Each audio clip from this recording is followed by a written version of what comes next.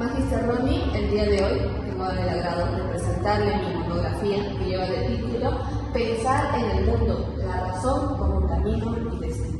Como primera parte, este trabajo se lo dedico a Dios por permitirme acompañarme durante todo este tiempo en el largo de mi camino, y a los lectores pues, que están dedicados con el progreso del país.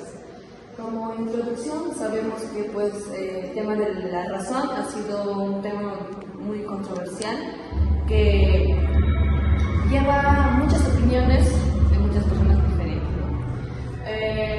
Por ejemplo, nos ponemos a descubrir los misterios, que son las verdades, ¿no? Entonces, en ese sentido, esta monografía se trata de eso, se trata de llevar a cabo sobre qué es la razón, sobre sus características, así como también vamos a tomar en cuenta como pensadores como Platón, Descartes y Kant, ¿no? Entonces, a medida que vamos desarrollando este estudio, se argumentará que la razón no solo es una herramienta epistemológica para alcanzar el conocimiento, sino también es la base de la ética y la acción moral en el mundo actual. Vamos a seguir. A ver, ¿qué es la razón? La razón, como dicen acá, es la capacidad humana de pensar, reflexionar y tomar decisiones de manera lógica, distinguiéndonos esto de los animales, ¿no? Siendo esta la base de la ciencia, la tecnología, la filosofía y la moral. Ahora, tenemos dos ramas de la razón. La primera sería la razón teórica y la razón práctica. La razón teórica, ¿qué nos quiere decir? Para entender el mundo. O sea, cuando nosotros usamos la ciencia para investigar sobre el crimen, ¿no? Entonces, nos permite saber esto, cómo funcionan las cosas. La razón práctica, saber cómo actuar. Por ejemplo, cuando tú decides si decir una verdad o no. Ahora, el siguiente por favor. La razón en la filosofía de Platón. Entonces, Platón, uno de los filósofos más importantes durante todo este tiempo, creía que existían dos mundos diferentes: el mundo de las ideas y el mundo de las apariencias. El mundo de las ideas debería ser lo más importante para él. Ahora, ¿qué nos quiere decir el mundo de las apariencias? Decía, es que percibimos con los sentidos, lo que podemos ver, lo que podemos sentir, oler.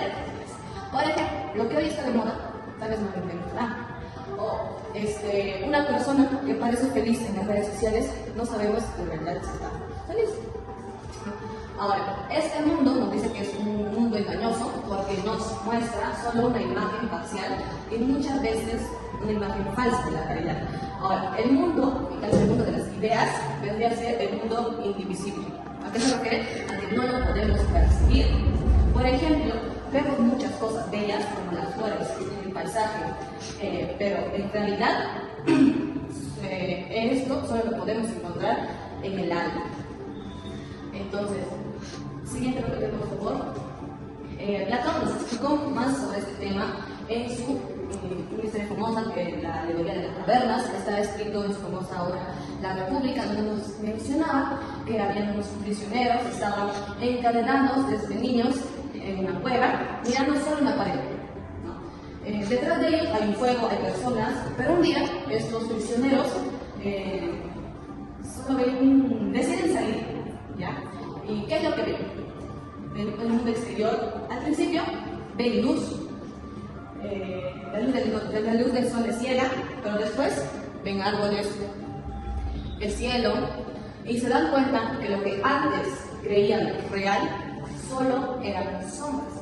Entonces, esta historia nos hace una mención sobre esas dos ideas, ¿no? El mundo ideal o el mundo de las apariencias. Cuando vemos que estos prisioneros están vistos sobre el mundo de las apariencias, pero en cuanto salen, ven que no, que todo su alrededor no solo eran de sombras, personas u otras cosas, sino que al momento tal vez de investigar más pueden encontrar muchas más cosas interesantes, ¿no? Ahora, siguiendo el PPT, tenemos a Descartes y su búsqueda de Descartes, ¿no? Entonces, él se preguntaba algo importante: ¿cómo puedo estar completamente completamente seguro de que algo es verdad, ¿no? Para responder esa pregunta, propuso lo que llamó su famosa duda metódica, ¿no?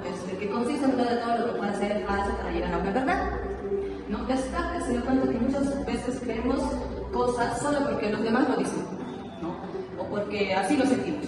Pero esas creencias pues, pueden estar equivocadas, por eso decidimos dejar de ser, dudando incluso de sí mismo, ¿no? Por ejemplo, en un sueño donde hay personas, cuando estás en un lugar distinto, parece tan real, pero cuando te despiertas, te hace dudar de que tú estás en este mundo o estás viviendo en un mundo de experiencias, ¿no? Entonces, esto significa que aunque nosotros dudemos del simple hecho de pensar, de dudar, entonces, ¿cómo saber lo que vives ahora? No es también un sueño, ¿no? Por eso Descartes decidió desconfiar incluso de sus sentidos. Pero en medio de esa duda encontré una verdad. Pienso, luego existo. Eso significa que aunque nosotros dudemos de todo, no puedes dudar de ti mismo. La forma de pensar en la Edad Media se trataba de eso, de quedarse, adaptarse a simplemente los hechos que te decían los demás. Y ya, se quedaron ahí, ¿no? Pero, por ejemplo, un ejemplo actual es que imagínate que ves una noticia, pero te quedas con esa información, no te quedas tal vez con la idea de investigar más, investigar si esa información es verdadera. Siguiendo con el siguiente PPT, tenemos a Kant, que nos habla de la moral, de cómo debemos actuar, usando la razón. Ahora, introduce esta idea que es una especie de regla moral, es decir, el actuar de una forma que tú lo haces podría convertirse en una regla para todos. Por ejemplo, si estás pensando en mentir, deberías preguntar si todos mintieran cuando quisieran, si eso llevaría a un mundo en el que nadie confía en nadie. Entonces esa acción no puede ser moral, así que la moral no depende de que te convenga o te haga sentir bien, sino de la razón.